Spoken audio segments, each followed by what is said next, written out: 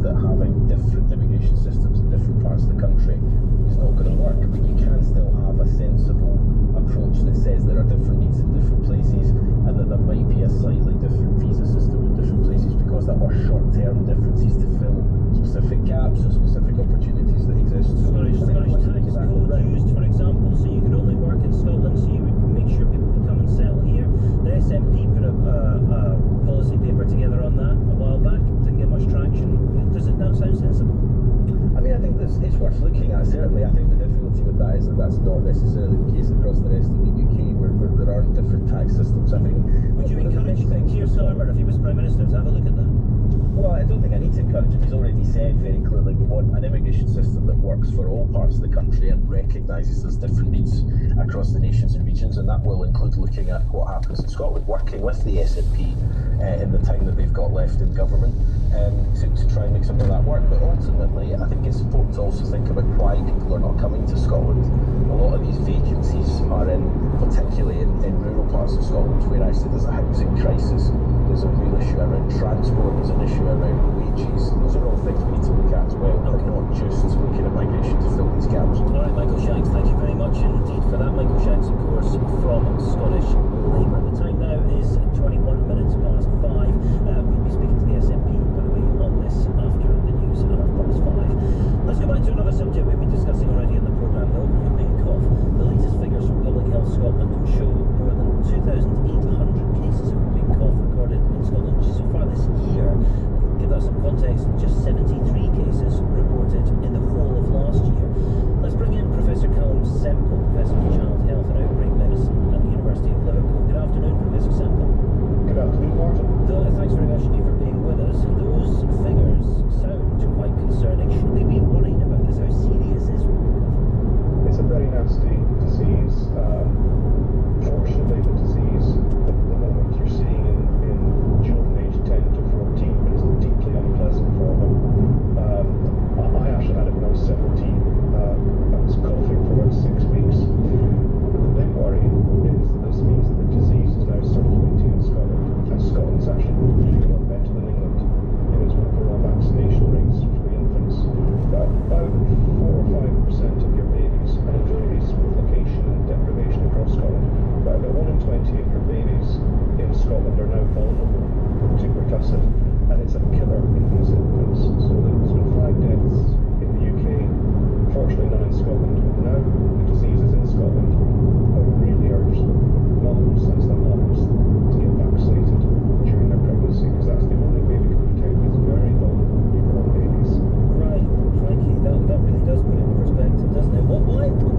Is it a vaccination issue that 10 to 14-year-olds are more affected than younger children, probably? Well, as I said, Scotland's actually really good at vaccinating kids. The population is very sensible. They listen to advice. They trust their doctors. So the reason that 10 to 14-year-olds are getting it is because the vaccine does wear off over time. And the disease goes in cycles in different countries and different parts of the world. So it just happens to be in Scotland at the moment. It's no one's fault. And your vaccination rates in Scotland are very good.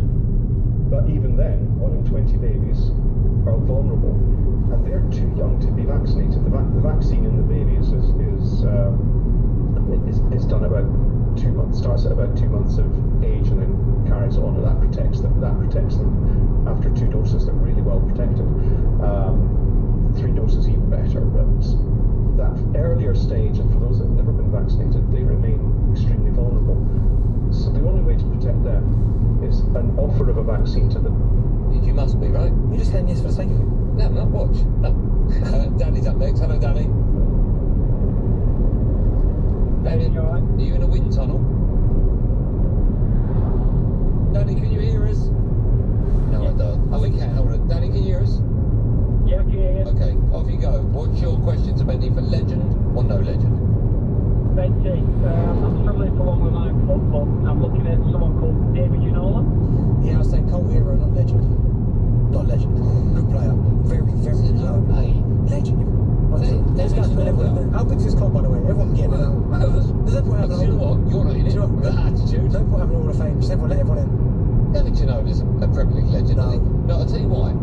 His hair. No. I'm being deadly serious.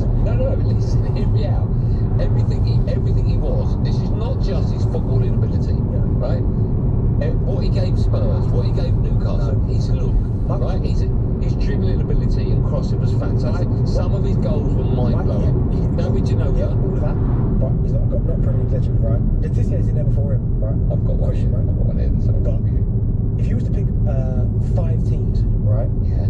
I bet Ginola doesn't get any of yours. No, I know, but I'm not picking... Well, how can he be a legend if he's not 5 teams deep?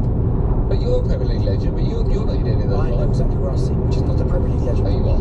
You're 100 club member? No. I know exactly where I sit. have my goal of the century. Here's a horrible one here, Benny. Look at me. Look at me. Hey guys, great show, thanks. Mark Noble. No. Premier League legend, no. Yeah, but you put Gareth Barry in that list for similar reasons, like longevity. And look what he won. Barking City. And these clubs. Who's the other fella? No. Yeah. He's won. Yes. Let's speak to... oh, this would be interesting. Someone's put De Bruyne, he is, right? Yeah, 100%. Sean. Hello, Sean. Hello guys, great show. Thanks for having me on. It's our pleasure. Thanks for listening. Thanks for your kind words. Ben, you can see what you're going to say, and when he doesn't know what else. He's a great guy. Go on, Shawnee. So just had a think about it before I mentioned this player's name, right? Peter Crouch. Okay, Sean Whitney, do you think he's a Premier League Don't legend? answer it, Sean. Don't answer it. No, What do you guys go for the short show? What do you guys go But you know, you're a guest, and the listener is always the most important person, so I'd like you to answer first. Right, okay. I will say yes, I do think he is. Why? You've got to put a case forward. Why? Because, and the reasons why, the amount of clubs played at, I would say that he was successful and scored goals at all those clubs. Some of the grief he took when he rose above that and performed, the partnerships he had with players, brought other players in, and I've been alright so far. Do you know what, I'd agree with you there, you know? But then When you say all the clubs, Dulwich Hamlet, honestly, I'm being cruel. QPR. I have to say Norwich on Road on a Ipswich fan. I would have left that out. QPR, Portsmouth, Villa, Norwich, as you said, Southampton, Liverpool, Portsmouth, Spurs, Stoke, Burnley. It's a lot of clubs. So you're saying that if you've got longevity, not just at one club, but a whole host of clubs, that means there must be something a little bit special about you, therefore you do qualify. Definitely, without any doubt whatsoever. And then what he's brought on, the players he's brought in as well, and who he's helped develop as a top striker, as a legend, I'd say. Joshua, let me ask you a question. It's not about Have you Crouch. not answered it yet? Yeah, I said yes. Oh, you said Well, I Crouch. feel a bit silly because I've not put Letizia. So now I'm like, Or Gareth Bale. oh, Bale, I said Bale's Oh, you in. did, Bale's in, right? Let me ask you a quick one, Sean, because someone's texting here and they've said Harry Kane is not a Premier League legend. What do you think? Of course he is. He has to be. You said that. Of course he is. This is, Arsenal fan. yeah, there's no doubt. That's not even up for debate. I bet you'll get loads saying he's not. No, well, they're idiots. And also as well, I don't think you can just use trophies as a they're a legend, because there are players that stack the fridge full of trophies, right? Stack the fridge, Yeah. the shelves, and don't really play, but they're there. What trophies are they stuck in the fridge with? Milk Cup. Nah, it's like, you know, what I mean, it's like even Prem's in that, but not in that, not really playing that. Okay. Tim Sherwood. He's a legend, because I love him. Okay, well, because he won it. No, he's my guy. So Oh, is he? Okay, yeah, fine. that's it, yeah. What about you, Nicholas Anelka? Oh my goodness. Mate, No. Oh, no! No. It's time you're up there. So you put, give me that list over there, you put people like, who you put in your list, and Anelka's not. I'll show you my list now. Ready? Bex, Scholes, King, Nah, you have to see. Schmeichel, Owen, Neville. Still to come on our show, we ask you whether the England job is the hardest job to have in football. First time no Google part 2. By the way, David Beckham, that would be the first of many ledge or no ledge. I like that. That was good. That's something. We want to know who is the current player in the Man City squad that has played for Real Madrid. I think most of you will get that. Sorry, what? Who's the current player in the Man City squad that's played for Real Madrid? No.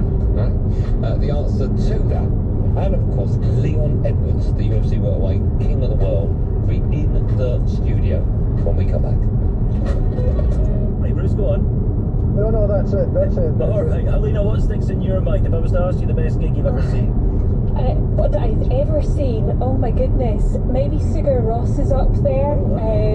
Yeah, I have to say. But yeah, there's so many. I mean, obviously young fans are up there. Cure at Hyde Park was insane. They do like 3 or 4 hours at a time, don't they? But it's self-indulgent Bob Smith. It was, and you know, it was 32 degrees, and so you have to have stamina for that.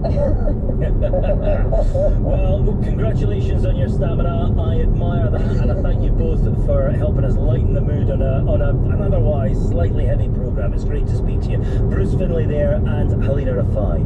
Right, the time now is 5:30. On digital radio, FM, your smart speaker, and on BBC Sounds. BBC Radio Scotland. The news for the North East with Neil Metcalf. Good evening. Despite hundreds of objections, many from fed-up business owners, Aberdeen's controversial city centre traffic measures, which include bus gates, look set to stay. The City Council needs to decide whether to make the changes, which also include a pedestrian and cycle zone on School Hill, permanent, or abandon them. All from Ben Phillip. The bus gates and other traffic alterations and measures were introduced under what was called an experimental order.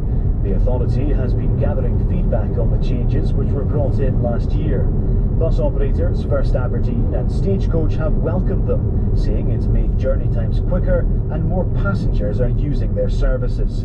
However, several city businesses have objected, saying their takings have plummeted, with some suggesting bus gates have deterred people from visiting the city centre. City councillors will be told at a meeting of the Net Zero Committee next week that abandoning the traffic measures would be a retrograde step. It's recommended that the changes be made permanent, but should be monitored as the city centre master plan progresses. The latest detailed breakdown of cases of whooping cough in Scotland have been published. Official figures show more than 2,800 cases have been recorded in Scotland so far this year, compared to 73 last year. Analysis of the first 3 months of the year show that most cases are in the 10 to 14 age group, with more than 300 confirmed cases. The NHS Grampian Health Board area is among those with the greatest number. Vaccines are offered to babies, children and pregnant women. Professor Steve Turner is a consultant paediatrician at Royal Aberdeen Children's Hospital.